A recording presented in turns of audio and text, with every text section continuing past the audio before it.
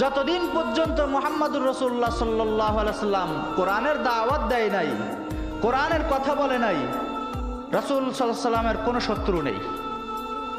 কোন শত্রু আছে? মক্কার সকলেই এক বাক্যে মুহাম্মদুর রাসূলুল্লাহ সাল্লাল্লাহু আলাইহি ওয়াসাল্লামকে আল আমিন বিশ্বাসী উপাধি দিছে, সকলেই তাকে ভালোবাসে।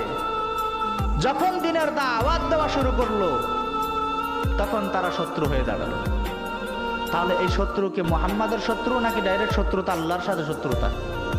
কারণ আল্লাহর দ্বীন প্রচার যখন শুরু করছে তাদের শত্রুতা আমি তখন থেকে শুরু হয়েছে। ঠিক তেমনি ভাবে মসজিদের ইমাম সাহেব বলেন, ওলামা একরাম আছে যারা তাদের কথা বলেন, তারা যতক্ষণ পর্যন্ত নীরব থাকে, কোনো কিছুই বলে না মানুষদেরকে, শুধু কবরে রস করে আর জান্নাতে রস করে, ততদিন পর্যন্ত হুজুর খুব আদরের